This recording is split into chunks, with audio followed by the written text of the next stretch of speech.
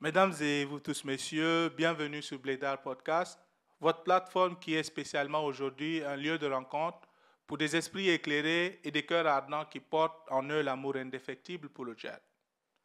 Au cœur d'un Tchad à la croisée des chemins où les espoirs se mêlent aux désillusions, nous convions à notre table ronde deux éclaireurs des temps modernes, Benjamin Alamne Minda et Ali Lol Garba, qui sont les porte-voix du cadre de réflexion pour le développement du Tchad.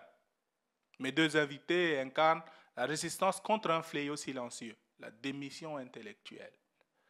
La politique est un marigot où pullule une espèce caractérisée par l'égoïsme, le mensonge, la corruption, qui m'inspire le dédain et le dégoût. Voilà le refrain de trop d'intellectuels tchadiens, voire africains, qui préfèrent l'ombre à la lumière, le silence à la parole, la critique à l'action. Entre ceux qui se lavent les mains pensant le système trop corrompu et ceux qui, par peur ou par ambition, se font les échos d'une vérité avortée, le constat est amer. La médiocrité se pavane dans les couloirs du pouvoir, évidemment nourrie par l'abandon et l'égoïsme. Dans la sagesse africaine, on dit souvent, le baobab est grand parce qu'il est né d'une petite graine. Dans le climat glacial de l'engagement au Tchad et pour le Tchad, le CRDT se déploie tel un baobab géant, symbole de résilience et de grandeur. Benjamin, Ali et quelques autres comme eux, armés de la tranquillité des sages, refusent la nuit sans combat, affrontent l'obscurité, refusant de céder au désespoir. Ils incarnent ces graines rares et précieuses qui, même au cœur des tempêtes, aspirent à un Tchad transformé, un lieu de communion et de transparence où chaque voix se trouve écho et résonance. Préparez-vous, chers amis, chers auditeurs, chers ceux qui vont nous regarder, les téléspectateurs, à un échange qui ne laisse pas de place à l'indifférence, porté par mes deux invités et notre plateforme qui, face au désert de l'action, choisissent de faire fleurir l'espoir. Mesdames et messieurs, bienvenue sur Blédard Podcast.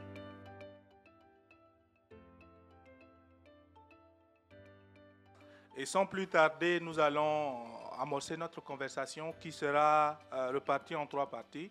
Et dans la première partie, nous allons d'abord découvrir nos invités, leur parcours, leurs aspirations. En deuxième partie, nous allons parler du cadre de réflexion pour le développement du Tchad et ce à quoi il aspire. Et en troisième partie, on va mettre un peu à l'épreuve nos invités justement avec les réactions par rapport à diverses actualités pertinentes qui sont des belles leçons pour nous déjà et pour nos peuples respectifs. Et donc voilà à peu près les trois parties qui vont constituer donc le numéro 6 de notre plateforme aujourd'hui. Et sans plus tarder, je voudrais poser la question d'abord à Ali, qui est là pour la première fois. Et ma première question, c'est de lui demander d'abord qui est Ali. Est-ce que tu peux te présenter et aussi mettre un peu en exergue ton parcours académique et professionnel avant que nous ne puissions poursuivre la conversation. Merci Eric pour ces cadres d'échange déjà. Moi c'est Garba Ali Lol. J'ai une licence en sociologie de développement obtenue à l'université d'Ingaoundéré au Cameroun. Après ma licence, j'ai fait un petit passage au ministère de l'économie et de la planification de développement du Tchad, où j'ai été amené à travailler dans le cadre d'un projet financé par la Banque mondiale. Par la suite, je suis arrivé ici en France préparer un Master 2 en économie de développement, option évaluation et management des politiques publiques et sociales. Par la suite aussi, j'ai préparé un diplôme d'ingénieur en programme et projets de développement. Merci. Ok, d'accord. Ça veut dire que en termes de thématique de développement, tu es le bon profil. Est-ce que tu peux nous dire au quotidien qu'est-ce que tu fais comme boulot et à quoi ça consiste Parfait. Actuellement, j'occupe les postes de chargé d'insertion professionnelle au sein d'une fondation internationale sur Paris. Ma mission au quotidien, je suis toujours amené au quotidien à accompagner les personnes éloignées de l'emploi, à développer des partenariats déjà, c'est-à-dire en fait pour faciliter aux personnes éloignées de l'emploi à s'insérer professionnellement et socialement. Et du coup, voilà ce que je fais au quotidien qu'on fait pour le moment. Ok. Et pour l'insertion, que dirais-tu juste quelques thématiques comme ça sans forcément creuser. Mais qu'est-ce que tu considères comme obstacle à l'insertion? Est-ce que là, en termes d'insertion professionnelle, les obstacles viennent plus des personnes qui cherchent l'emploi? Est-ce que c'est plus la société dans son ensemble ou les cadres dans lesquels on essaie d'insérer ces personnes-là? Déjà, qui sont les personnes, je veux dire en termes de typologie, est-ce que c'est des gens qui travaillaient, qui ont perdu du travail? Est-ce que c'est des diplômés sans emploi? Est-ce que c'est des gens qui ont peut-être, qui se sont un peu retrouvés dans le système carcéral et qui n'ont plus la possibilité de revenir? C'est quoi la typologie des gens que tu essaies d'intégrer et quels sont les obstacles à leur insertion? Du coup, moi, les publics avec lesquels tu voulais dire en quelque sorte, je travaille au quotidien, c'est des jeunes de 16 à 25 ans, généralement. Et moi, je pars de cette approche que chaque jeune a un potentiel en lui. Le travail qui consiste à faire, c'est plus d'accompagner ce jeune à identifier les potentiels qu'ils ont et par la suite à travailler ensemble avec ce jeune pour pouvoir un peu faire ce travail de mise en relation avec les entreprises qui sont dans les besoins. Ok, d'accord. Donc, ça veut dire que dans ce processus-là d'insertion des jeunes, est-ce que tu dirais que les jeunes, ils sont motivés et que ou c'est facile de les intégrer finalement? C'est ça ma question. Est-ce que c'est facile de les intégrer? Et si ce n'est pas si facile que ça, quels sont les obstacles? Est-ce que les entreprises accueillent avec joie ces jeunes-là? Est-ce que ces jeunes, ils sont contents d'aller dans le marché de l'emploi? Oui, en fait, les différentes problématiques généralement rencontrées par le jeune dans le monde de l'insertion, c'est plus aussi la notion de codes sociaux et les codes professionnels. C'est des jeunes qui ont un peu aussi du mal à saisir déjà les codes sociaux. Et c'est des savoir-être qui sont très importants, qui permettent à ces jeunes, c'est-à-dire de s'insérer professionnellement. Et ces jeunes, généralement, n'ont pas ces codes. Moi, mon travail aussi à ce niveau, c'est d'accompagner ces jeunes en développant ou en déployant un peu des différents ateliers, orientés vers, par exemple, tout ce qui est codes sociaux, codes professionnels, recherche thématique, métier, leur permettant un peu d'acquérir des connaissances et des compétences nécessaires qui leur permettent un peu de s'insérer professionnellement. Et aussi la question des formations qui se pose. Généralement, les jeunes aussi ont du mal à savoir ce qu'ils ont envie de faire. Et aussi, il y a ce dilemme, c'est-à-dire en fait, c'est ce qu'ils veulent faire et ce qu'ils peuvent faire. Moi, j'essaie un peu de jouer ces rôles des garde-fous pour leur permettre un peu d'identifier les potentiels qu'ils ont et leur dire clairement en termes d'orientation, c'est-à-dire en fait, voilà ce que vous pouvez faire et voilà les réalités sur le terrain. Ok, d'accord. Ouais. Ok, et je voudrais déjà pour un peu faire un parallèle avec ce qui se passe au Tchad, étant donné qu'on est tous tchadiens. Il y a par exemple, je pense, l'ONAPE qui est un peu censé faire ce genre de travail. Il y a aussi des organisations un peu plus privées comme Job Booster qui est dirigé par mon ami de l'Enoji Ascent et qui fait un peu l'accompagnement notamment des jeunes en termes d'insertion professionnelle, en les accompagnant que ce soit dans la rédaction des CV ou alors un peu comment se préparer à l'entretien, ainsi de suite. Il y a aussi des initiatives complètement, on va dire, individuelles, comme le grand Edgar qui a son Muscle ton profil, où il a fait récemment une rencontre en Djamena avec les jeunes pour essayer de donner un peu des conseils en termes d'insertion professionnelle. Si tu devais faire le parallèle de ce que tu fais avec la réalité tchadienne, qu'est-ce que tu recommanderais comme politique? Déjà, quelle est ta vision de ce qui se passe au Tchad comme stratégie d'insertion professionnelle dans son ensemble? Et quels conseils tu donnerais pour... deux, je ne demande même pas un conseil, mais plus qu'un. Un, pour des gens qui essaient de s'insérer au Tchad, juste en te basant sur ton expérience, mais aussi un peu aux institutions, un peu pour pouvoir leur donner un peu ton expérience en termes de quelle stratégie permet de prendre des jeunes qui peut-être ne savent pas quoi faire ni comment faire et les aider à insérer. Donc pour les jeunes et pour les institutions. D'accord. C'est une question trop longue, mais du coup, je vais essayer de poser cette question autrement pour permettre aussi à nos téléspectateurs, c'est-à-dire en fait, de bien saisir. Ce que tu voulais dire, c'est-à-dire en fait comment, en tout cas, c'est ma mission actuelle, c'est-à-dire en fait, ce que je fais au quotidien, comment je peux, c'est-à-dire en fait, conseiller ou c'est-à-dire faire un parallèle un peu avec ce qui se passe au pays en termes d'expertise et de compétences. Moi, je dirais tout simplement que la réalité ou voir le contexte, c'est des contextes différents. Le contexte ici en France avec celui du Tchad, c'est des contextes totalement différents. Mais en observant ce qui se passe au Tchad, je trouve que déjà la jeunesse africaine en général et celle tchadienne en particulier. Je trouve que c'est une jeunesse qui est tombée totalement dans les clichés. Et il faut partir de ces constats. Pour cette jeunesse, aujourd'hui, réussir, c'est intégrer la fonction publique. Réussir, c'est aussi occuper un poste bureautique. Et aussi, un autre cliché aujourd'hui que je constate, c'est que pour ces jeunes, les jeunes les plus brillants aujourd'hui, c'est plus les jeunes du Nord, c'est-à-dire des pays développés, pays développés. Et du coup, aussi, ils pensent que l'avenir est ailleurs, c'est-à-dire l'avenir est ici en Europe. Et moi, je dis tout simplement, ça c'est un cliché qu'il faut aussi accompagner ce jeune, c'est-à-dire en fait à sortir de ces cadres-là. Et du coup, c'est-à-dire aujourd'hui, au niveau du Tchad, nous avons énormément de potentiel, je trouve, mais sauf que la perception, c'est-à-dire en fait qu'il faut changer, la mentalité qu'il faut changer, pour leur dire à cette jeunesse que le mindset reste toujours le même partout au monde, mais sauf que les infrastructures, les contextes, les conditions peuvent être différents. Et le Tchad aujourd'hui, faut-il les rappeler aussi, c'est un pays qui dispose énormément de ressources naturelles abondantes, je trouve, à l'instar de coton, c'est-à-dire en fait café, pas café en coton, c'est-à-dire en fait plus, je dirais, les pétroles, l'or, l'uranium, qui peuvent offrir des opportunités entrepreneuriales.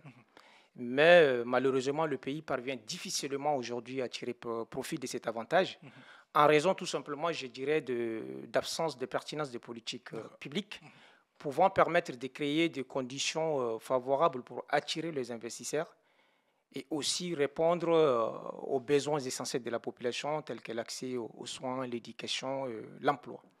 C'est plus, il faut travailler sur le cadre et accompagner le jeune à changer un peu de perception, je dirais. Ok, merci beaucoup.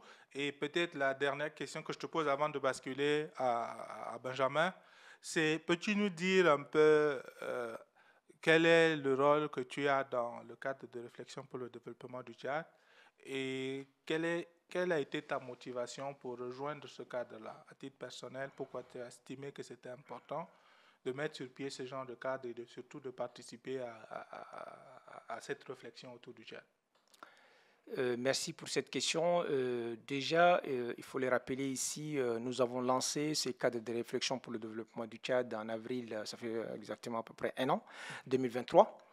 Et du coup, en lançant cette initiative, nous pensons mobiliser les différentes compétences ici de la diaspora tchadienne et mettre à disposition le développement des différents secteurs de notre pays. Et moi, j'occupe le poste de responsable entrepreneuriat et développement économique au sein de ces cadres de réflexion. Et mon rôle consiste aussi, c'est-à-dire en fait de faire un peu ce travail de mise en relation avec les potentiels qu'on a au niveau de la diaspora, avec les besoins sur le terrain, c'est-à-dire au Tchad. C'est plus ça que mon rôle qu'on fait au sein de ces cadres. Ok, d'accord. Je bascule donc à mon invité à droite, qui est je peux oser le dire, un régulier ici déjà. Et donc, bonjour Benjamin, une fois de plus, bienvenue.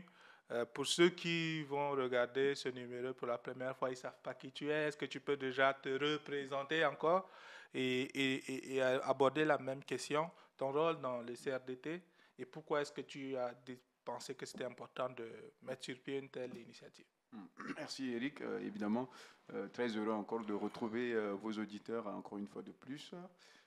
Donc voilà, alors par rapport à mon profil, donc je suis actuellement en instance de thèse, dans c'est ma troisième année de doctorat.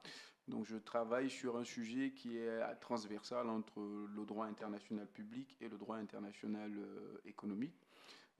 Donc voilà, pour mon parcours académique, je suis juriste de formation et politiste aussi, parce que j'ai fait 3 ans de droit, ensuite une maîtrise en sciences politiques, avant d'intégrer un parcours complet en droit international public à l'université de Lyon 3, puis j'ai poursuivi en parallèle un second parcours avec l'université de Paris 1 Panthéon-Sorbonne. Donc je suis pour l'instant chercheur et puis pour ma passion, effectivement à côté, j'écris également des livres et éventuellement je donne des conférences. Donc ça c'est un peu globalement s'agissant de mon profil. Maintenant par rapport au cadre de réflexion donc pour le développement du Tchad, le CRDT, alors mon rôle dans ce cadre-là c'est que je suis responsable du pôle gouvernance et éducation. Voilà. Et je suis, par le biais effectivement de ce cadre-là, l'initiative pour nous, c'était d'arriver à mettre sur pied un cadre qui, à partir de la diaspora, va essayer de donner une autre perception de la réalité politique, économique et sociale du Tchad, dans l'optique d'aider effectivement les décideurs publics, mais aussi de faire un travail de conscientisation citoyenne sur un certain nombre de sujets par rapport à des axes comme l'éducation, l'entrepreneuriat, le dialogue citoyen. Bon, bref, nous nous intéressons en tout cas dans notre cadre de réflexion à toutes les thématiques. Et effectivement, on a différents moyens d'action, hein, dont entre autres les podcasts qui peuvent être mis sur pied, des articles qui peuvent être rédigés, des possibilités aussi de formation que nous pouvons offrir à des structures au Tchad qui le souhaitent également. Donc, on essaye, en tout cas, pour l'instant, nous sommes à notre première année de fonctionnement. Je dirais même quelques mois de fonctionnement, parce qu'on a eu la conférence inaugurale qu'en janvier 2024. Donc, nous sommes dans ce cadre-là des bénévoles. Hein, nous travaillons tous ensemble pour essayer justement d'arriver à impulser une dynamique positive, pas que critique, par rapport au Tchad. Ok, d'accord. Et donc, en parlant du cadre, je voudrais poser une question qui a été un peu mise en exergue au lancement du cadre. Et la question, je la pose d'abord à Benjamin, et ensuite la même question, je l'adresserai à Ali. Et la question, c'est par rapport à la pertinence même du cadre. Au lancement, on a parlé de la nécessité de penser le Tchad. Oui. Pourquoi est-ce que... qu'est-ce que ça veut dire de repenser le Tchad? Oui, exactement. Ouais. Ça veut dire quoi déjà? Pourquoi c'est important de repenser le Tchad à travers un cadre comme le CRDT? Alors, c'est important de repenser le Tchad pour plusieurs raisons. Alors, déjà, quand on avait intitulé cette thématique-là, repenser le Tchad, alors évidemment, l'idée pour nous, c'est pas de refaire le monde. Le monde, il est déjà fait. Donc, nous ne partions pas dans l'optique de refaire le monde, mais nous pensions que au Tchad, vous avez plusieurs associations, et même au sein de la diaspora tchadienne, que ce soit en Europe, au Maghreb ou ailleurs, on a plusieurs profil d'associations. Alors généralement, c'est des associations de type étudiante qui ont généralement une seule caractéristique, c'est-à-dire de faire développer l'aspect culturel. Donc on va retrouver généralement au sein des activités de ces différentes associations des éléments purement de nature culturelle. Et nous avions constaté qu'il manquait quelque chose d'assez important, c'est l'idée de mener une réflexion profonde. Parce que oui, on ne peut pas développer un État ou une nation sans au préalable définir un cadre stratégique et aussi mettre en place une vision préalablement définie. Et malheureusement, la réalité, c'est que la gouvernance au Tchad, elle se fait véritablement dans l'improvisation, et quasiment quotidiennement d'ailleurs. Il y a beaucoup de choses qui se font dans l'improvisation. Et donc nous, via ce bénévolat que nous développons à travers ce cadre de réflexion, c'est de nous dire que il serait pertinent de compter quand même au rang des initiatives tchadiennes de l'extérieur, un cadre qui permettrait de pouvoir impulser un certain nombre de sujets et de thématiques, ne serait-ce que déjà au niveau de la pensée. Hein, ne serait-ce que déjà au niveau de la pensée. Et puis ensuite, progressivement, selon évidemment les moyens que nous aurions ou des contributions que les uns et les autres veulent bien aussi apporter à ce cadre-là, nous pourrions développer d'autres types d'actions qui sont, par exemple, on a par exemple l'initiative d'aller au Tchad, distribuer des livres, de mettre en place peut-être des centres d'éducation culturelle qui n'existent pas. En N'Djamena aujourd'hui, vous n'avez que les bars à chaque centimètre des coins de rue et pas des centres pour édifier l'esprit. Donc nous pensons fondamentalement à travers ce cadre qu'un peuple, c'est avant tout le reflet d'une éducation. Voilà, et que si on n'arrive pas justement à tenir ce pari-là au niveau social et sociétal, nous ne pouvons pas espérer avoir des jeunes futurs cadres de ce pays qui peuvent impulser la dynamique sociale que nous souhaitons. Donc ce cadre-là, si vous voulez, aussi modeste soit-il, veut répondre à ce besoin et à cette aspiration de promouvoir, si vous voulez, je dirais pas une forme de New Deal, hein, comme ça a été le cas aux États-Unis, mais une nouvelle forme de réflexion pour dire qu'il y a effectivement des choses sur lesquelles il va falloir retravailler. Et donc l'idée de repenser le Tchad, pour nous, c'était plus dans ce sens-là. Ok, d'accord. Voilà. La même question pour M. Ali. Oui, peut-être pour compléter ce que Benjamin disait tantôt, nous, dans les cadres de réflexion pour le développement du Tchad, l'objectif aussi, c'est d'identifier le talent, c'est-à-dire le potentiel que nous avons au sein de la diaspora tchadienne. Et nous sommes convaincus qu'aujourd'hui, la diaspora tchadienne a énormément à apporter, c'est-à-dire pour le développement du Tchad. C'est ça le travail que nous faisons, c'est d'identifier ces potentiels-là et de mettre à disposition, c'est-à-dire pour le développement des différents secteurs.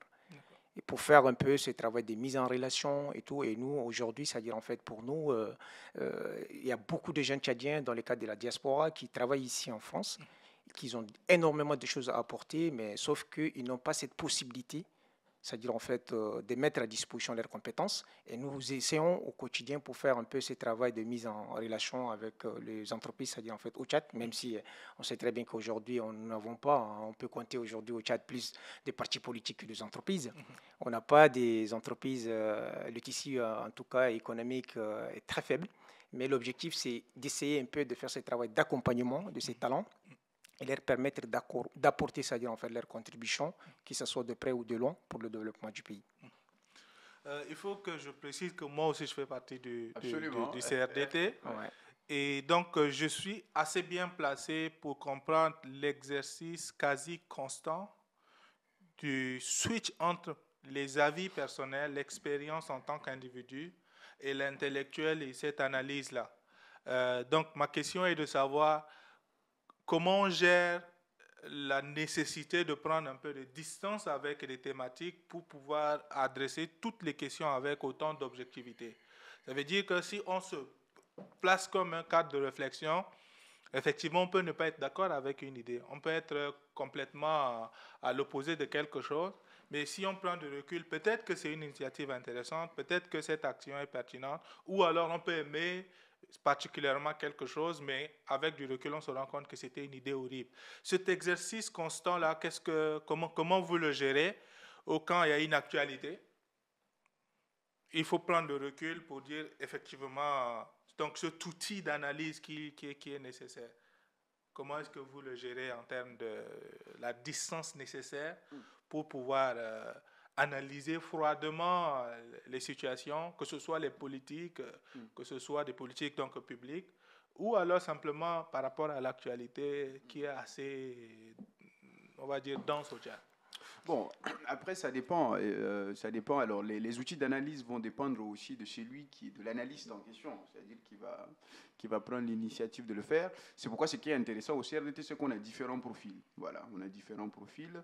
Donc, moi, vous me verrez plus intervenir s'il y a des questions, des problématiques de nature politique ou potentiellement liées à l'éducation, à la gouvernance plus globalement, et puis subsidiairement des questions de droit aussi. Et puis bon, on a aussi d'autres types de profils. Ali qui va plus s'intéresser aux entrepreneurs.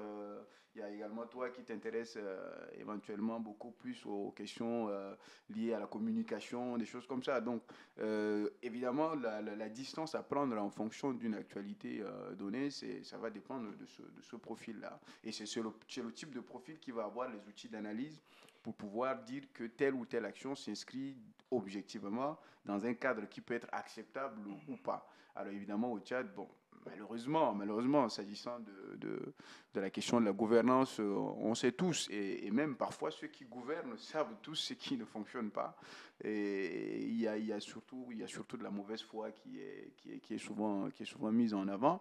Donc c'est la distance pour répondre effectivement, pour essayer de répondre à ta question, la distance que va prendre l'analyste de son objet d'analyse va dépendre effectivement des outils qu'il a et aussi du message qu'il souhaite éventuellement faire porter.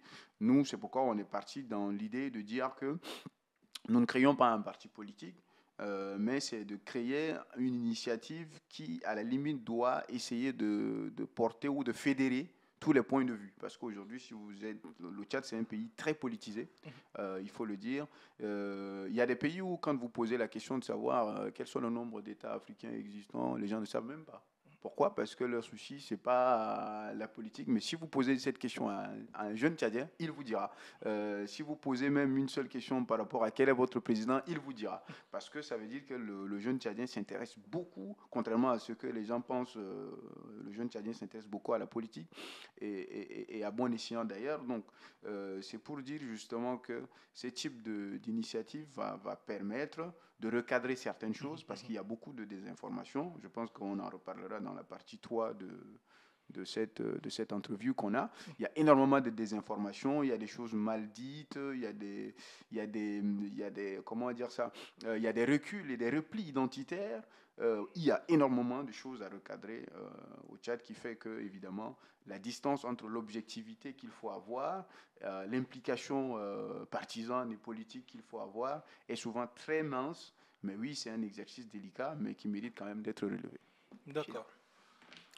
Oui, pour compléter ce que Benjamin il a très bien abordé la question, voire il a répondu très bien à la question. Mais juste pour compléter certains aspects, il faut rappeler que nous, on est une organisation apolitique.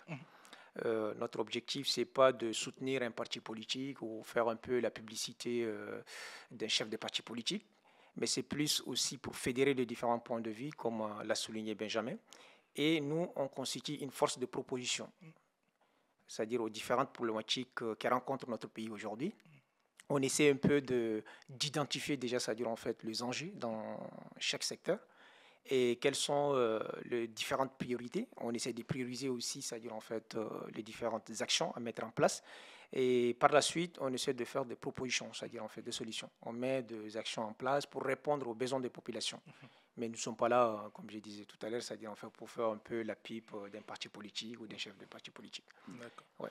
Il y a, par exemple, le fait qu'au Tchad, on sent un peu, chacun tire un peu le drap de son côté un peu, mais en même temps, tout le monde sait que la majorité se trouve au milieu.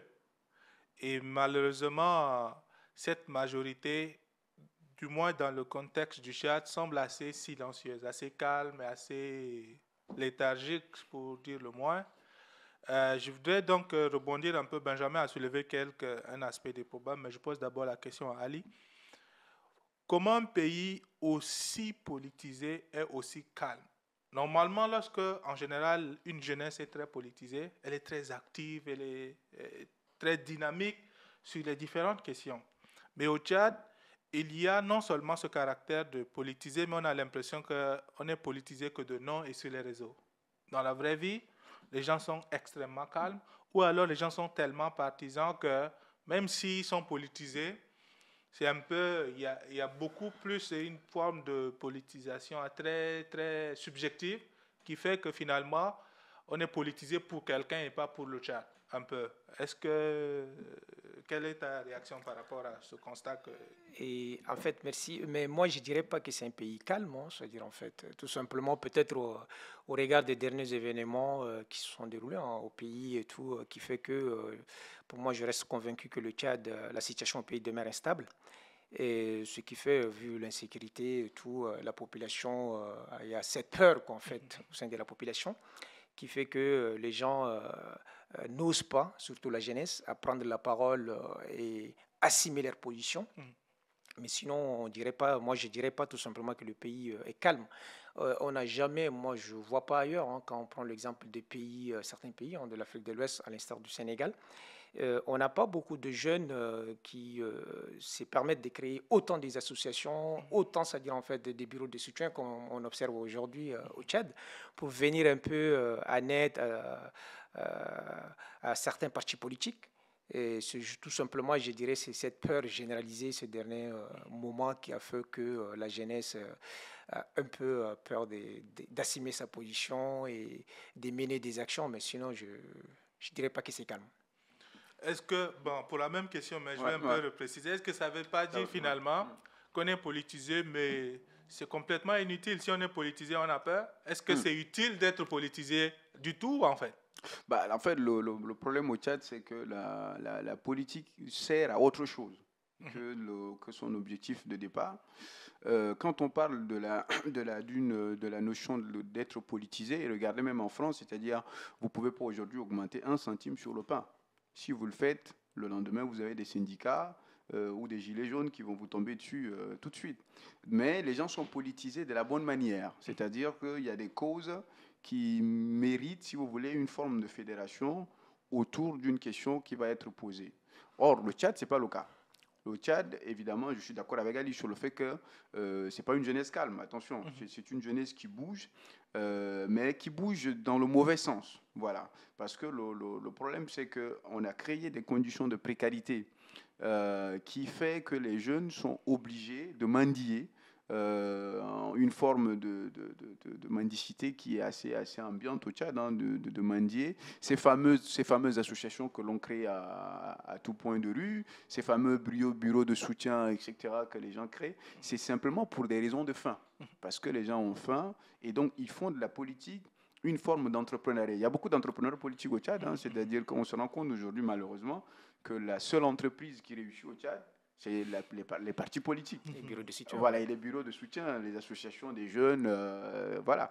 Et on a réussi justement à créer cette, comment dire ça, je ne trouve même pas le mot pour le qualifier parce que c'est tellement horrible pour moi d'arriver à assujettir toute une population au point où la seule manière ou la seule perspective d'avenir, c'est de se dire que je vais intégrer tel parti politique, ensuite je vais passer par telle association. On a eu des associations qui, entre guillemets, étaient plébiscitées pour être des associations caritatives, mais qui en réalité, au fond, promouvaient des gens à des postes de responsabilité. Donc malheureusement, au Tchad, justement, on a créé une forme d'entrepreneuriat autour de la question politique qui fait que les jeunes sont beaucoup politisés, mais font la politique de la mauvaise manière.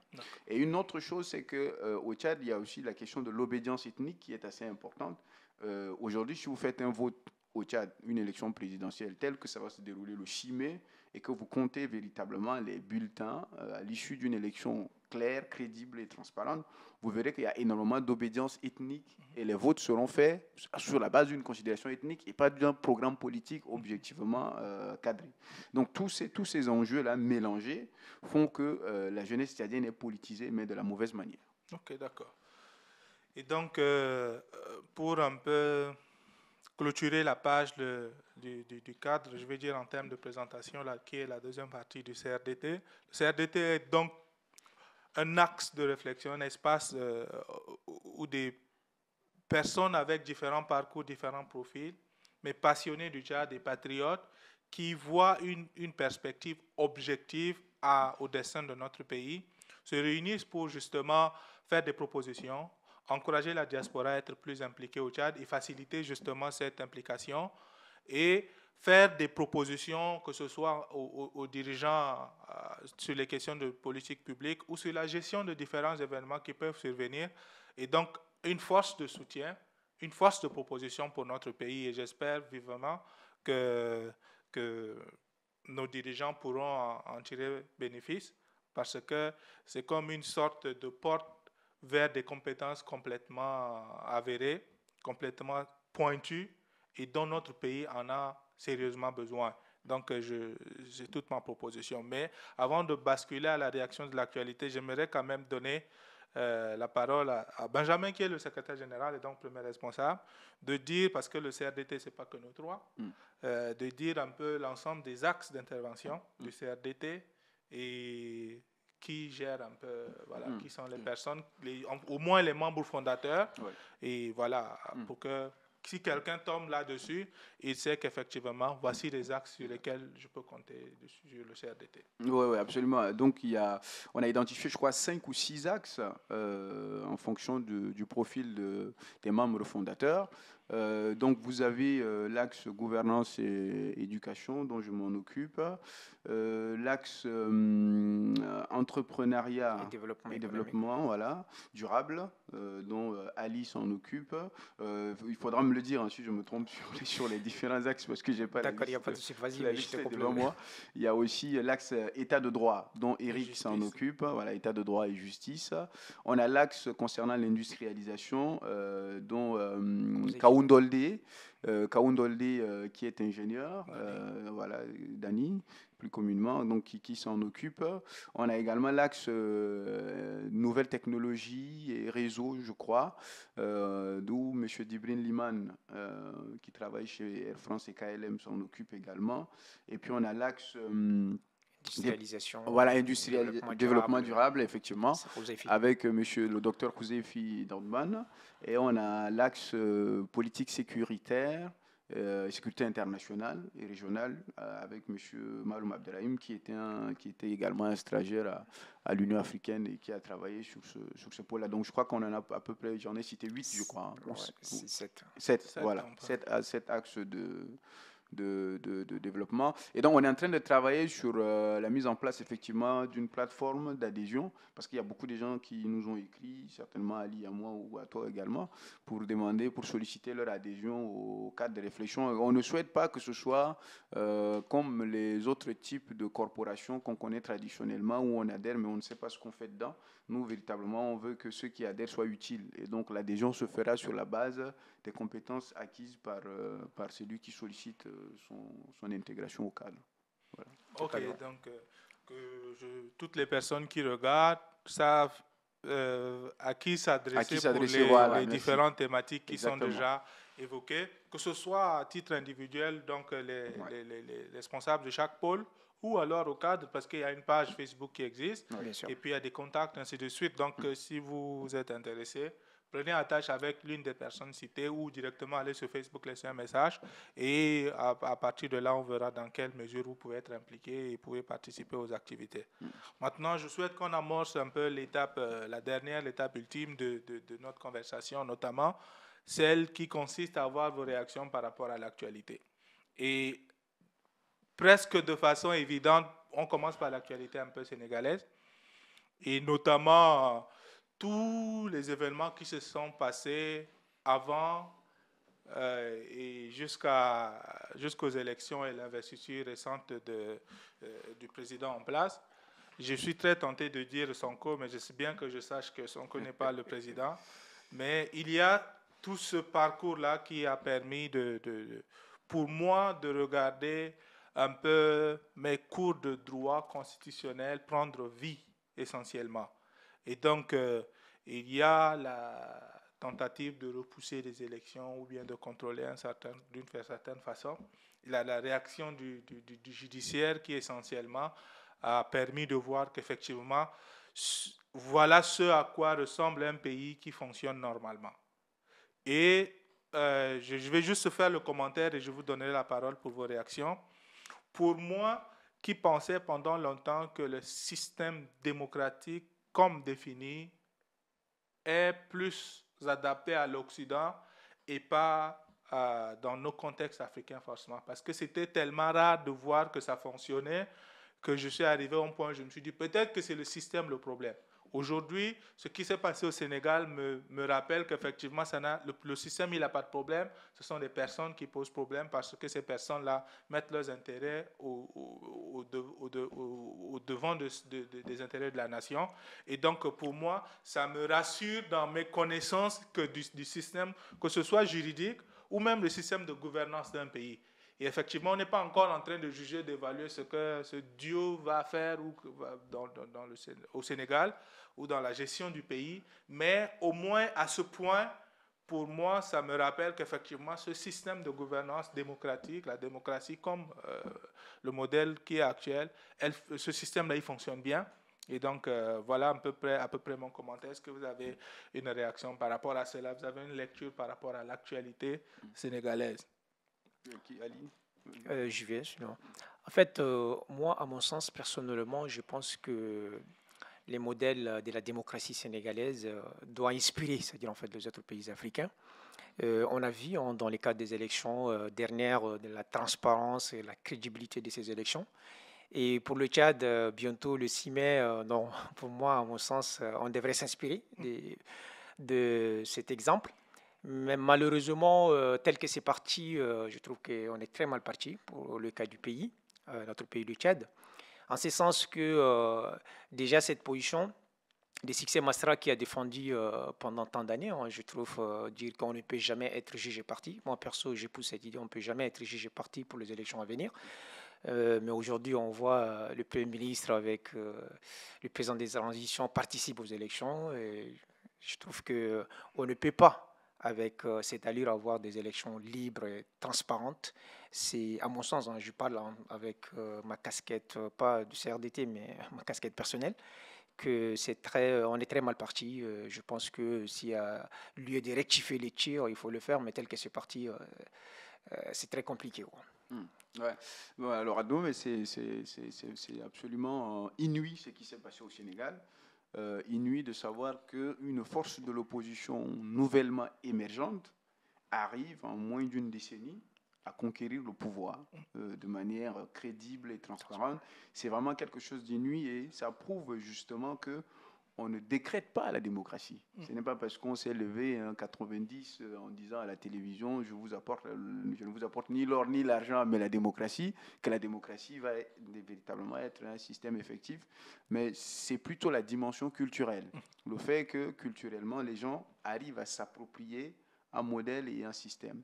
Donc, ce qui s'est passé au Sénégal, évidemment, nous tous, on a été très, très heureux. Moi, je suis même devenu un abonné de la RTS, pour vous dire, la radio-télévision sénégalaise, que je n'ai jamais suivi d'ailleurs, si ce n'est à cause des élections qui a eu lieu. Donc, c'est pour dire qu'il y a une dynamique qui est nouvelle et une dynamique qui est en train de se faire à contre-courant de ce qui a toujours fonctionné, en tout cas depuis les années, depuis à peu près 30 ou 35 ans d'existence d'existence des systèmes démocratiques, parce que les systèmes démocratiques sont arrivés à la fin des années 90 au sein de l'ensemble des États subsahariens. Avant, on était plutôt dans des systèmes de régime à parti unique, etc. Donc, c'est pour dire que la jeunesse aujourd'hui essaye en tout cas de trouver des alternatives de changement. Donc la démocratie en elle-même, c'est le régime, en tout cas en droit constitutionnel, c'est le régime le moins imparfait que les théoriciens ont réussi à trouver. Alors, ce régime-là a été utilisé en Occident, il est utilisé en Occident. La manière dont en Afrique, effectivement, on le conçoit n'est pas souvent la bonne manière. Et en soi, les institutions qui ressortent d'un régime démocratique sont parfois des institutions que l'on peut considérer comme étant idéales pour la gestion véritablement d'une société. Mais le problème, c'est les hommes. Le problème, c'est les hommes. Donc, ce qui s'est passé au Sénégal, c'est simplement, pour ma part, une réponse au fait que finalement, s'il y a des hommes qui sont dévoués dans leur travail et qui agissent avec éthique et responsabilité, on n'aura pas à se questionner quel est le système qu'on va utiliser, démocratie, pas démocratie. Bon, bref, on gouvernera la société en fonction de ce que la société elle-même veut. Vous voyez ce que je veux dire? Donc, si la société sénégalaise, en votant, dit bah moi je veux, nous voulons que ce soit plutôt tel qui soit président et pas un autre, en ce moment-là, on a simplement et purement répondu à l'aspiration de la population. Et je trouve que c'est la meilleure manière de gouverner, puisque ça ne sert à rien, effectivement, de se poser la question ou de critiquer en disant, bon, c'est parce que le régime a été importé, c'est parce que ça a été occidentalisé. Donc, on rentre dans une forme de discours victimaire qui, finalement, ne change en rien la réalité de l'exercice du pouvoir. Donc, ce qui s'est passé au Sénégal, pour ma part, doit effectivement inspirer toute la sous-région. Et vous avez vu, par exemple, parce que c'est pourquoi je disais au départ que c'était une nuit. Pourquoi? Parce que dans cette même sous-région, vous avez des gens qui ont eu accès au pouvoir par un coup d'État. Donc le Burkina Faso a eu accès par un coup d'État, le Mali qui fait partie de la CEDEAO, le Niger également. Ainsi que la Guinée de Doumbouya. Et Doumbouya a même été invité lors de l'inauguration de M. Diomaye Faye. Donc c'est pour dire que cette nouvelle dynamique est en train aussi de redessiner les cartes de la CEDEAO. C'est pourquoi je n'ai pas perdu espoir que ceux qui ont claqué la porte de la CEDEAO disent que bon, finalement on veut revenir. En tout cas, ils ont une année pour acter leur départ définitif. Mais j'ai bon espoir qu'avec l'arrivée de Diomaye Faye et de Sonko au pouvoir, y compris au niveau de la CEDEAO, on essaiera un peu de repenser le système de fonctionnement actuel de cette institution régionale qui, dans sa structuration, est assez bonne, mais dans son fonctionnement a été instrumentalisé. Et pour peut-être rebondir dans le même sens, il y a une lecture à laquelle j'adhère spécialement, c'est celle de la responsabilisation de nos peuples. Et ça, pour moi, ça a été très bien illustré au Sénégal, pas seulement en interne, mais aussi dans les discours qu'on entend par rapport au rapport que le pays il a avec les autres. On a l'impression que le peuple sénégalais, il s'assume. En tout cas, la jeunesse, il y a une génération qui arrive et qui assume ses choix, son identité et ses aspirations. Et notamment dans ce rapport de responsabilisation, on voit par exemple que le rapport que le Sénégal envisage, il est complètement décomplexé. Et ce populisme qui existe un peu dans ces pays que tu as cités, aujourd'hui, j'ai vu un discours de Sonko, il disait qu'il y a une sorte d'euphorie qui fait que parfois on a du mal parce que le rapport qu'il y a avec le Sénégal, il a avec le reste du monde, il sera défini par rapport aux intérêts des Sénégalais et non pas parce qu'en ce moment c'est populaire de dire on veut tel pays et pas tel autre, ainsi de suite. Parce qu'effectivement, on connaît tous en termes de relations internationales la tendance dans ces pays que tu as cités, oui, on ne veut pas la France, on veut la Russie, ainsi de suite. Et le Sénégal un peu s'inscrit dans une dynamique de en fait, on s'en fout de qui est en face, mais on va collaborer avec la personne qui nous arrange, au lieu de tomber dans l'euphorie de oui, on a une jeunesse qui arrive et c'est populaire en ce moment de dire un certain nombre de choses. Et donc, pour moi, ça renforce ce sentiment de peuple responsable, qui sait ce qu'il veut et qui va aller le chercher. Et donc, pour moi, ça, c'est une leçon à la fois en termes de politique interne et aussi en termes de vision sur le plan international, qui est très, très, très admirable. Dans la même lancée, je voudrais d'abord reconnaître que, oui, on parle essentiellement du Tchad aujourd'hui, et donc il y a effectivement des différences énormes au niveau de l'éducation, au niveau de culturel, au niveau identitaire entre les deux peuples, que ce soit le peuple sénégalais ou tchadien. Mais comme tout à l'heure, on a évoqué le caractère politisé de la jeunesse tchadienne, est-ce qu'un scénario à la sénégalaise est déjà envisageable? Bon, je peux anticiper déjà que ce sera difficile, mais la question serait plutôt qu'est-ce qu'il faudrait qu'il y ait au Tchad pour qu'un scénario comme ça d'une jeunesse qui assume, qui prend les rênes de son destin pour les mener selon ses aspirations. Qu'est-ce qu'il faut qu'il arrive au Tchad pour qu'on puisse espérer un scénario sénégalais? Moi, je pense qu'il y a un décalage énorme entre les deux peuples, comme vous l'avez déjà souligné tous les deux, entre le peuple sénégalais et le peuple tchadien. Déjà, pour moi, quand il y a une crise économique, politique dans un pays, c'est qu'il y a une crise, c'est-à-dire en fait morale, quoi, en fait. Aujourd'hui, quand on prend la jeunesse tchadienne, on observe qu'en fait, en termes de pratiques et tout, il n'y a pas d'idéal, c'est-à-dire en fait à suivre, il n'y a pas d'idéal à respecter.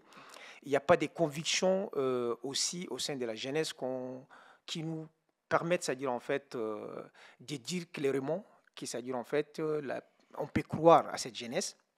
Tout simplement, aujourd'hui au Tchad, quand vous observez, c'est-à-dire en fait, les gens qui volent, qui détournent les biens publics, c'est ces mêmes gens qui sont, c'est-à-dire en fait, promis à des postes de responsabilité. Et cette jeunesse cautionne, c'est-à-dire en fait cette pratique, et on observe aussi au quotidien, c'est-à-dire en fait à travers la création de bureaux de soutien, des associations, il n'y a pas d'idéal, c'est-à-dire en fait ou des combats à mener clairement qu'on sait que voilà telle association a été créée pour défendre, c'est-à-dire en fait tel principe, telle cause. Tout simplement, la jeunesse essaie de reproduire le même schéma des années, c'est-à-dire en fait depuis les années 60, hein, c'est-à-dire en fait on crée un parti politique, on crée une association tout simplement pour avoir un poste de responsabilité.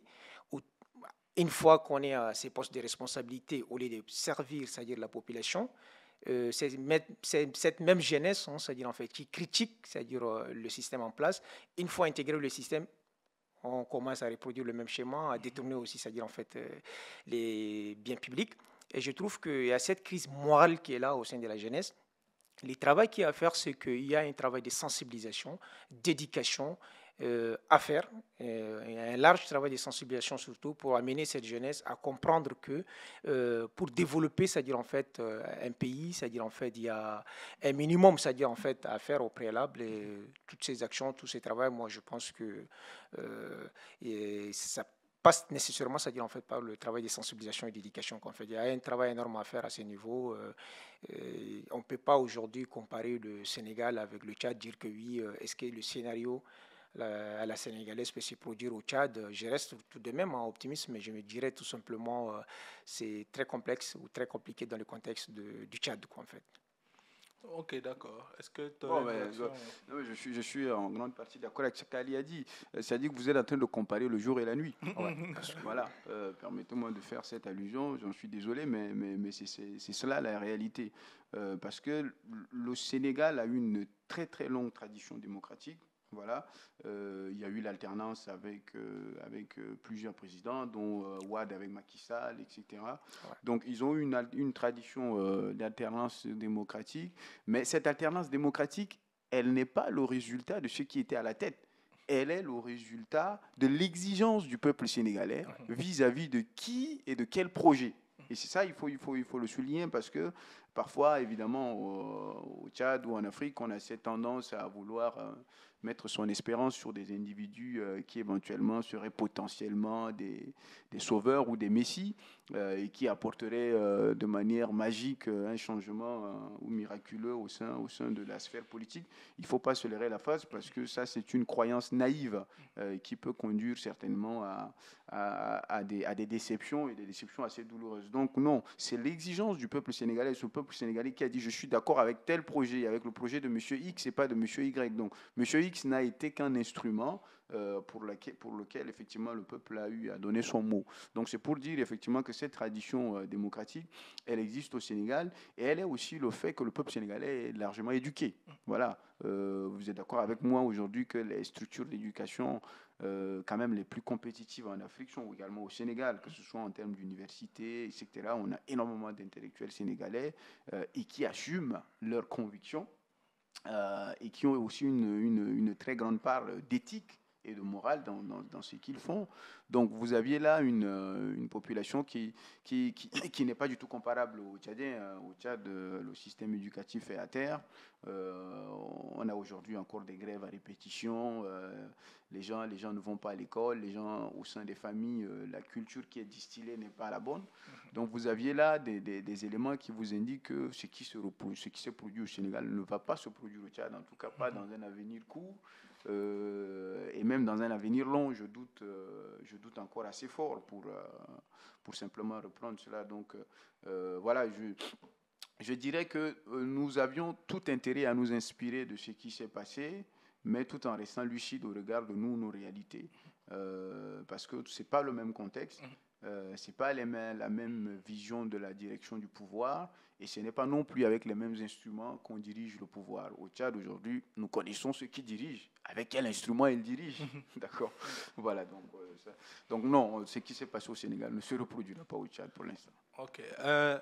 Et aussi pour ajouter, c'est-à-dire en fait, moi, ma perception aussi, c'est-à-dire de l'école tchadienne aujourd'hui, quand j'observe, c'est que l'école ne produit pas. Moi, je perçois l'école comme une entreprise, quoi, en fait. Comme telle, elle doit produire des produits adaptés aux besoins du marché. Mais aujourd'hui aussi, malheureusement, on constate que on forme le jeune aussi pour des emplois qui n'existent pas, et non plus pour créer aussi des emplois. Vous voyez, on fabrique des chômeurs, quoi. Raison pour laquelle il y a des choses à repenser. On ne peut pas, comme Benjamin disait tantôt, c'est-à-dire en fait copier des exemples de pays, hein, même que ce soit des pays africains, et calquer directement sur la réalité tchadienne. Le contexte est totalement différent. Il y a un travail de fond à faire, parce que comme je parlais tantôt des crises morales, il y a un travail de fond à faire, parce que si aujourd'hui on voit les gens qui détournent le dernier public, et ces mêmes gens, c'est-à-dire sont applaudis, et c'est cette façon de faire qui fonctionne, c'est qu'il y a un problème. Oui, enfin, on n'a pas de référence. On n'a pas de référence. Les seules références, les seules références qu'on a, c'est soit les références de l'armée, voilà, ou soit les références des gens qui ont détourné. Voilà, c'est les deux seules références, et c'est ceux qu'on met à la télé, c'est ceux qu'on écoute aux médias. Donc, quand vous avez passé votre vie plus de 30 ans, enfin 30 ans, c'est quand même beaucoup à l'échelle de la vie de quelqu'un. Donc, c'est pour dire que, à vrai dire, nous tous, on a dans nos germes par défaut une éducation déjà corrompue à la base. Voilà, c'est dommage. Parce que malheureusement, heureusement que pour certains, le détachement avec le pays peut-être a été un déclencheur de renouveau ou d'une éducation un peu plus juste et éthique. Mais pour ceux, imaginez quelqu'un qui était là, qui ne connaît qu'une seule personne pendant 30 ans et qui sait qu'à la succession à la télé, à la radio, bah, c'est elle qui aurait détourné, mais qui est encore promue, c'est elle qui aurait machin. Donc, vous voyez, on n'a pas de référence et de modèle. Surtout quand on voit des grandes institutions de la République, comme le Conseil constitutionnel. Oui. D'accord. Je pense qu'il y a une citation qu'on connaît, qu'on n'arrête pas de citer, mais je ne pense pas qu'on en soit si conscient que ça. Chaque peuple mérite son dirigeant. Malheureusement. L'homme politique, celui qui dirige le pays, est l'émanation du niveau, c'est le reflet, le miroir du peuple. Vous ne pouvez pas avoir un peuple conscient, éduqué, qui a des valeurs, des principes, avec à la tête quelqu'un qui ne reflète pas ces choses-là. Et aujourd'hui, dans le cadre de l'un ou de l'autre des pays, on peut faire cet exercice dans tous les pays, mais effectivement, en général, on vote quelqu'un, soit parce qu'on aspire à quelque chose, soit parce qu'on rejette quelque chose. Et aujourd'hui, ça me permet de faire justement la transition avec le choix qui est devant le peuple tchadien au 6 mai prochain. Tout à l'heure, vous avez déjà parlé des défauts et je voudrais qu'on puisse oublier, enfin, on passe dessus, on n'a pas besoin de revenir là-dessus. C'est tellement évident et vous l'avez déjà évoqué.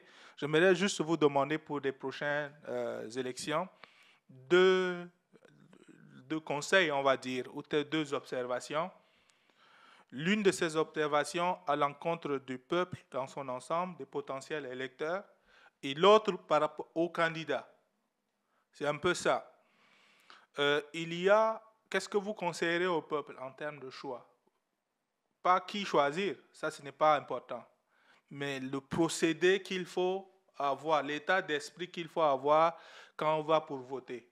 Parce que finalement, je suis de ceux qui pensent que le vote est un acte égoïste. Il faut que lorsque je vote, je pense à qu'est-ce que je gagne en votant cette personne. Pas parce que c'est mon frère. Si c'est mon frère et qu'il fait du n'importe quoi, je ne vais pas le voter parce qu'effectivement, ça ne m'arrange pas. C'est intime et c'est égoïste en principe. C'est ça, j'adhère à cette vision parce que finalement, si je vote celui qui est celui que je pense me sera utile d'une certaine façon, effectivement, c'est cette somme-là qui fait qu'au finish, on se retrouve avec une majorité qui a peut-être une vision et qui se retrouve dans tel candidat plutôt que dans un autre. Et d'un autre côté aussi, les candidats. Donc, on est fatigué des discours creux. Ouais. Personnellement, j'aime regarder un peu les échanges et la scène politique. Quand on prêche l'unité, ça veut dire quoi? Pour quelqu'un qui est dans un village, qui n'a jamais eu à penser que l'autre Tchadien n'est pas son frère, ainsi de suite.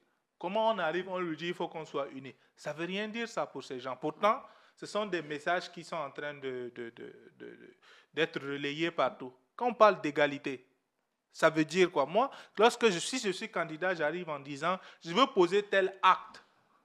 Et l'unité peut être le résultat, l'égalité peut être le résultat, toutes ces valeurs, tous ces principes ou l'indépendance, peu importe ce que ces candidats sont en train de prôner, ce sont des résultats. Mais quand vous partez auprès des gens qui ne sont pas forcément aussi éduqués avec une capacité d'analyse élevée un peu dans nos communautés, parce que par exemple dans notre cas on est suivi dans des Assar et ses environs, on est suivi à Mondou et ses environs. Moi j'aimerais que quand vous allez dans ces villages, dans ces petites communautés, il faut leur dire exactement ce que vous allez faire pour eux au lieu d'aller prêcher des choses qui ne veulent rien dire pour la plupart des Tchadiens au quotidien. Donc, un peu, quelles sont vos observations à la fois pour le peuple en termes de cette démarche et pour les candidats lorsqu'ils vont se déployer bientôt pour les campagnes? En fait, je vais répondre en premier lieu. Moi, je trouve que déjà, un petit rectificatif, au lieu de dire qu'est-ce que je gagne, moi, je trouve qu'il fallait dire qu'est-ce que le pays gagne, en fait. Si je vote tel président ou tel candidat, qu'est-ce que le pays va gagner en retour? En termes de conseils, moi je conseillerais à la jeunesse tchadienne, au peuple tchadien, c'est-à-dire en fait de voter. C'est un acte citoyen, il faut voter, il faut aller chercher sa carte d'électeur. Et chose que beaucoup de Tchadiens ne le font pas. C'est dommage, hein, c'est-à-dire aussi ça fait partie de l'éducation, ça fait partie aussi surtout d'éducation civique. Il faut, comme je disais tout à l'heure, il faut sensibiliser la population. Et ça, c'est des choses sur lesquelles il ne faut pas se dérober. Il faut prendre sa carte d'électeur et il faut penser à aller voter les 6 mai, premièrement. Au niveau de candidats, les 10 candidats, parce que présentement nous avons 10 candidats pour les élections à venir, il faut que chaque candidat présente son programme politique. Ça, c'est important et chose que on ne voit pas forcément aujourd'hui. Déjà, il faut ces genres de cadres d'échange, c'est-à-dire en fait pour permettre ou bien pour rapprocher un peu les gouvernants des gouvernés, pour parler un peu de leur programme politique, ce qu'ils vont faire, c'est-à-dire en fait une fois élus à la tête de la République. Et malheureusement, on n'observe pas ça. 6 mai, c'est dans bientôt, mais la campagne, c'est le 14, si je... Oui, la campagne commence le C'est 14 avril. le 14 avril, à Donc, partir de demain. Demain. Demain, Voilà. précisément. On attend voir chaque candidat ce qu'il a à nous à proposer, mais je trouve que c'est vachement important. Il faut présenter son programme, il faut dire ce qu'on va faire pour le peuple demain une fois à la tête de la République, à la tête de la République. Mais je trouve que aussi ce qu'on n'en parle pas aujourd'hui au Tchad, c'est que aussi les 10 candidats qui sont, personne n'en parle, les 10 candidats qui sont écartés des élections à venir. Sur quels critères on s'est basé, on ne sait pas. On n'a pas eu de la transparence. C'est chose sur lesquelles le Conseil constitutionnel devrait fortement communiquer parce que ces 10 candidats se sentent aussi lésés. Moi, je trouve qu'il fallait quand même communiquer fortement, même pour la population, pour que la population comprenne pourquoi on a écarté ces 10 candidats. Les critères n'étaient pas... moi, je n'ai pas saisi, à moins que vous avez saisi, mais moi, je n'ai pas saisi les critères sur lesquels on a pu... on a écarté, c'est-à-dire en fait, ces 10 candidats. Auraient double nationalité. Oui, mais il y a un document qui a circulé, je pense l'avoir quelque part, où ils sont passés sur chaque candidat, que certains c'est des questions de résidence, d'autres c'est des questions de nationalité. Il y a quand même un document qui a circulé, n'a pas été vulgarisé, tu as raison, Ouais. mais je pense qu'il y a un document qui a circulé un peu partout par rapport à pourquoi certains, celui qui a la double nationalité, je pense qu'il a même été mis à disposition du procureur pour ça, donc il y a... Mais je doute de la Et crédibilité moi, je de reste certaines toujours, entités, quoi. Ouais, je reste je toujours doute. convaincu, Ouais. personnellement, avec ma casquette personnelle, je reste toujours convaincu qu'on ne peut être jugé parti des gens. Tel que c'est parti, je trouve qu'on est très mal parti. Voilà, mais tout de même, j'invite la population à aller voter et j'invite fortement aussi ces candidats à présenter leur programme politique pour que le peuple aussi choisisse, pas parce que...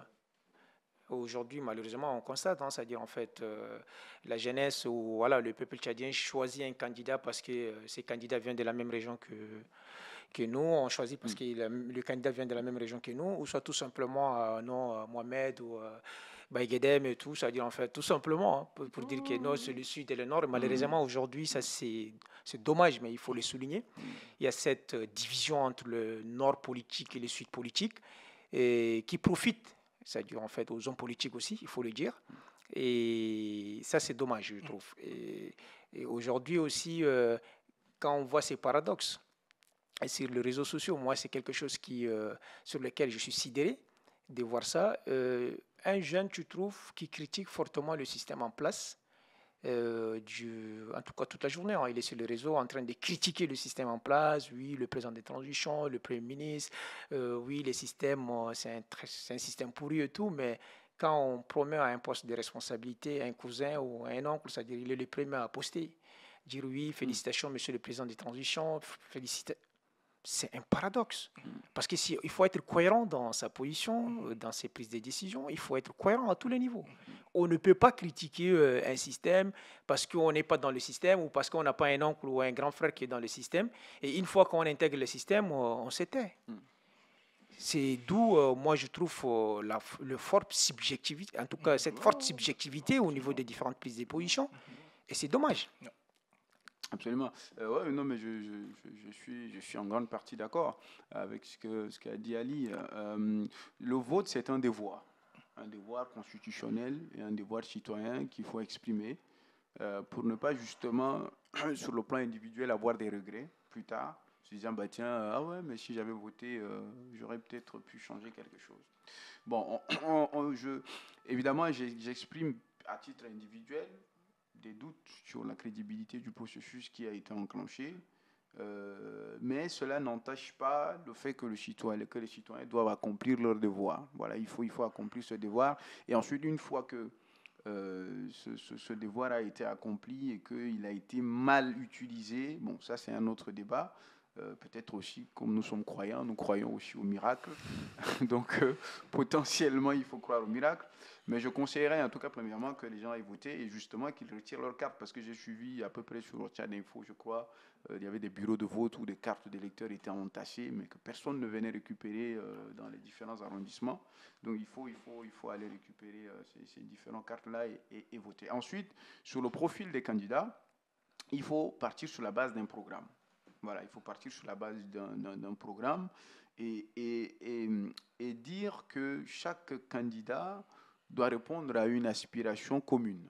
Voilà, pas une aspiration communautaire, pas une aspiration identitaire, mais à une aspiration commune, parce que les gens qui votent, je crois que c'est des responsables, voilà, donc il faut avoir 18 années révolues, et quand on a 18 années révolues, je pense qu'on réfléchit quand même à qu'est-ce que vont devenir mes enfants d'ici 10 ans ou 15 ans, voilà, il y a des gens qui ont même moins que ça, qui ont des enfants au Tchad et tout ça, donc il faut réfléchir à l'avenir qu'on veut dessiner pour ces enfants. Quand on vote, il faut aller avec cette conscience en se disant, si je vote tel candidat, quel sera l'avenir de mes enfants, quel sera le modèle pour mes enfants. Moi, j'ai fait 30 années sous un seul règne où je ne voyais que les mêmes profils défiler avec les mêmes personnes, les mêmes têtes, et qui ça n'a finalement pas donné grand-chose. Après des années d'existence du Tchad, on se rend justement compte que sur le plan productif, économique, tout est à terre. Donc il faut voter en ayant en conscience ces éléments-là. Et quand on écoute un discours politique, il ne faut pas l'écouter avec les oreilles du communautariste. Voilà. Parce que malheureusement au Tchad, et je l'avais dit dans l'entente de mes propos, que si on fait un vote et qu'on fait le dépouillement, vous verrez que les Mbaïgedoum vont voter pour les Mbaïgedoum, les Moussa vont voter pour les Moussa, les Issa vont voter pour les Issa. C'est ça la réalité. Et il faut que les gens arrivent à dépasser ces bornes-là de division, et des divisions politiques, il faut le dire. Effectivement, j'ai aimé la qualification qu'Ali a donnée. C'est des divisions politiques purement. Voilà, parce que quand vous descendez sur le terrain, voilà, les gens n'ont pas de problème, ils vivent ensemble. Mais sur le plan politique, et c'est entretenu à dessein pour justement affaiblir la capacité du peuple. Ensuite, une autre chose que le peuple peut faire le 6 mai, c'est d'aller au bureau des votes. Il faut se rendre dans les bureaux de vote et devenir lui-même son propre comptable. Pour que, quand il va y avoir la comptabilité des bureaux des urnes, il faut qu'il y ait des gens qui prennent des notes et qui comptabilisent avec... parce que le dépouillement doit se faire le même jour, c'est une obligation. Il faut dépouiller. Il n'y a pas du fait qu'on va ramasser les bulletins, rentrer avec... Non, il faut dépouiller ça tout de suite. Dès que le vote est fait, on dépouille, on comptabilise. Et par chaque bureau de vote, si on peut avoir minimum 10 citoyens engagés qui sont dans les bureaux de vote, ça serait très bien. Voilà. Et qui, eux, également prennent des notes en disant, voici le candidat qui a gagné dans tel bureau. Et que s'il y a une coordination citoyenne qui permet de remonter tous les résultats au niveau national, ça serait vraiment idéal. Et ça permettrait d'élire justement celui qui aura le plus de voix. Et si quelqu'un a plus de voix et que le peuple a la capacité, parce que c'est l'enjeu qui se joue au Tchad actuellement, si vous permettez, ce n'est plus un enjeu d'homme, ça doit être un enjeu de peuple.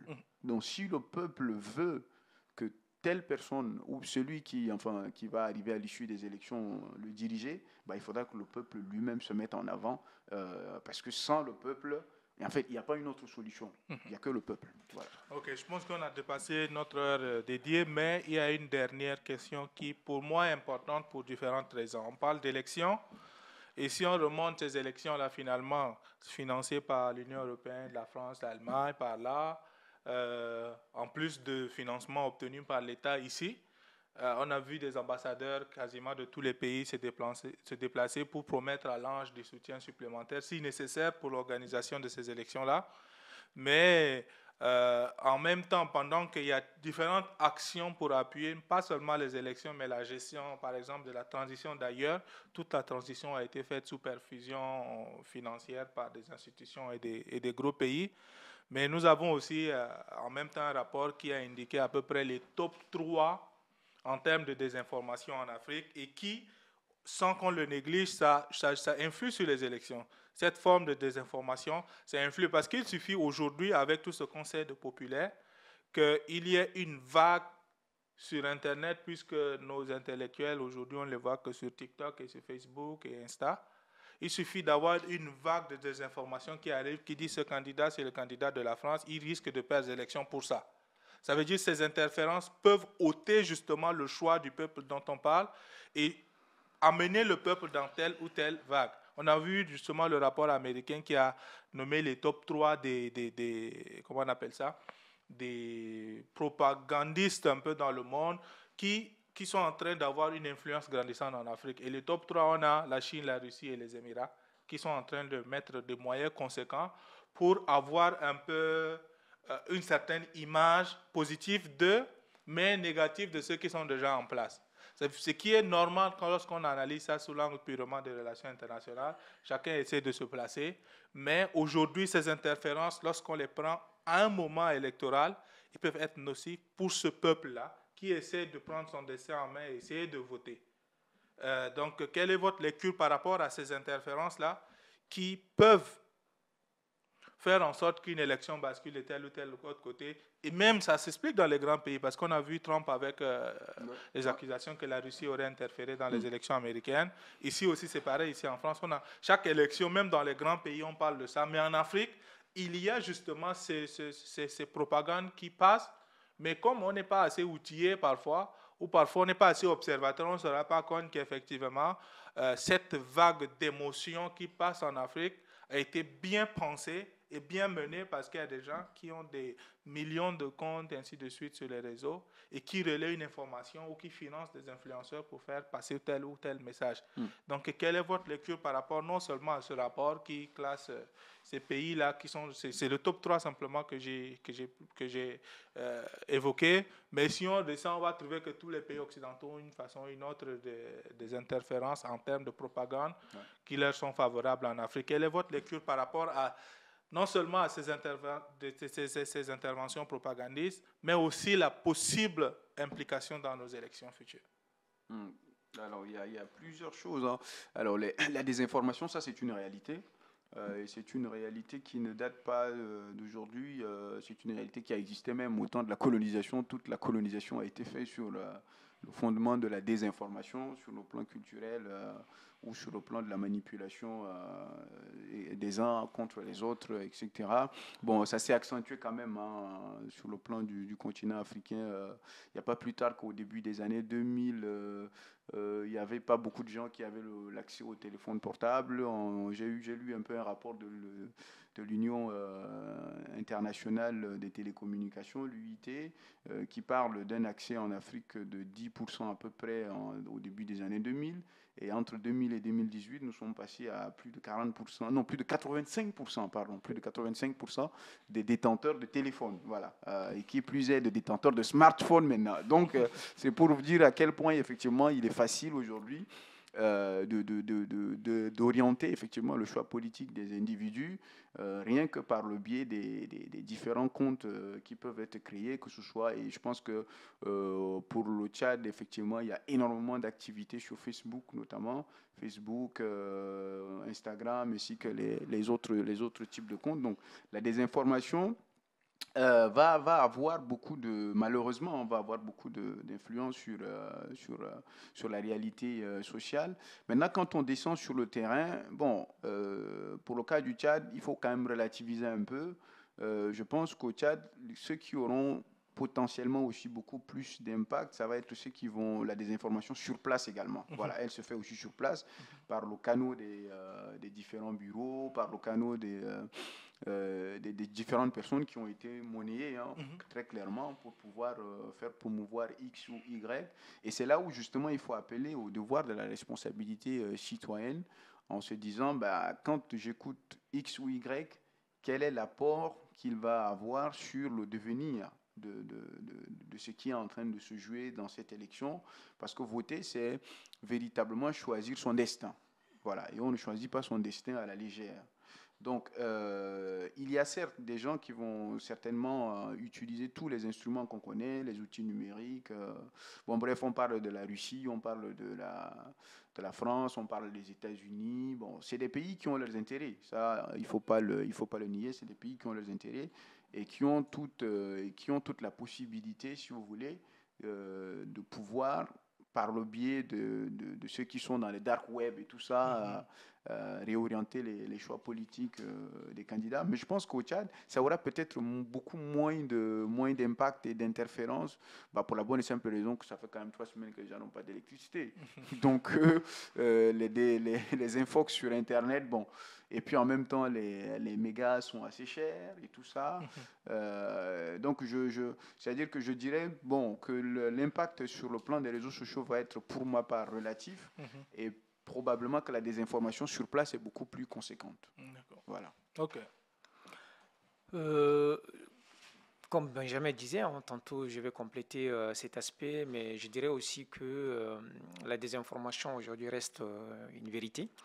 Mais au niveau de pays que tu avais cités tout à l'heure, la Chine, la Russie et la France, moi je ne fais pas partie de ceux-là qui pensent que les autres sont responsables de leurs conditions de vie ou qui sont responsables de leurs souffrances et tout. Moi je prends pour responsable le peuple tchadien. Rien ne s'est fait sans ce peuple parce que ce peuple a décidé de son avenir, de décider ou bien de prendre son destin en main. Tant que le peuple n'est pas prêt à prendre son destin en main, aucune autre personne, que ce soit, il n'y a pas un messie qui va venir sauver le pays ou sauver le Tchad. Moi, pour le cas du Tchad, je dirais tout simplement il faut qu'il y ait ce travail d'éveil de conscience au niveau de leaders, de la société civile et tout, pour accompagner ces peuples à prendre conscience de la situation dans laquelle elle vit aujourd'hui. Comme Benjamin dirait, c'est tout simplement inadmissible qu'en fait on est au XXIe siècle, 2024, avec toutes les ressources que nous avons au Tchad, la population en plein capital n'arrive pas à avoir accès aux besoins essentiels, accès à l'électricité, à l'eau. Aujourd'hui, non seulement l'électricité, la population est arrivée à un stade où elle dit tout simplement j'ai besoin de l'eau. Ça, c'est un droit. Un droit fondamental et c'est inadmissible, c'est tout simplement inadmissible. C'est pourquoi nous, en tant que leaders de la société civile, à travers que ce soit des CRDT, à travers d'autres organisations, toute la jeunesse doit se mobiliser d'une manière responsable pour accompagner la population dans le cadre de travail d'éveil de conscience. Et aussi, un autre aspect au niveau des jeux politiques, il ne faut pas aussi ignorer qu'il y a un nouvel ordre mondial qui est en train d'émerger avec, dans le cadre de la coopération BRICS, Brésil, la Chine, l'Inde et tout. Et les États ne cherchent que leurs intérêts, comme Benjamin l'a bien souligné. Et chaque pays cherche ses intérêts. En fait, on ne peut pas dire tout simplement, même si la Russie, aujourd'hui, on ne peut pas dire oui, on quitte la France pour aller vers la Russie. Moi, je trouve que c'est abject. On ne peut pas changer de maître, on n'a pas besoin parce que comme le cas du Sénégal, et nous au Tchad, moi je dirais tout simplement on est prêt, c'est-à-dire quel que soit le candidat demain qui va venir à la tête du pays, doit coopérer avec tous les partenaires respectifs, comme le président du Sénégal, Diomaye a souligné, et respecter tout simplement et qui essaie aussi d'être dans cette approche de coopération gagnant-gagnant, tout simplement. Nous, on a des ressources, on a des choses aussi, c'est-à-dire en fait à mettre sur la table, et aussi ces différents partenaires, que ce soit la Chine, la Russie, l'Inde, tous ces pays développés ont aussi de l'expertise, ont des choses aussi à apporter. Ouais. Tout simplement, il faut sortir de cette situation des complexes, en fait, dire que oui, ça c'est un pays développé, voilà quoi, on a besoin d'échanger parce que c'est la Russie ou c'est la France. Moi, je ne suis pas dans cette approche qu'on fait, tout simplement. On coopère pour le bien-être de notre population. D'accord. Merci beaucoup et ces propos marquent la fin du numéro actuel. S'il est plus long, c'est normal parce que c'est le Tchad, c'est parce que nous l'aimons, c'est parce que nous en parlons tout le temps. Et d'ailleurs, je suis convaincu que cette conversation va continuer après encore l'épisode. Et si on parle autant de notre pays, si on parle autant des politiques publiques, des réalités et de ce à quoi on peut aspirer, c'est essentiellement par un sens de patriotisme et de responsabilité. On peut être patriote et oublier un peu d'où on vient, on peut aimer son pays et ne rien faire pour. Mais on a la possibilité de pouvoir parler, de mettre des mots sur certains des mots que notre population traverse. Et tout à l'heure, on a parlé un peu, si vous avez bien suivi, vous avez vu, on a parlé un peu des problèmes d'électricité, même si ce n'était pas l'objet. Mais ce sont des choses qui reviennent souvent.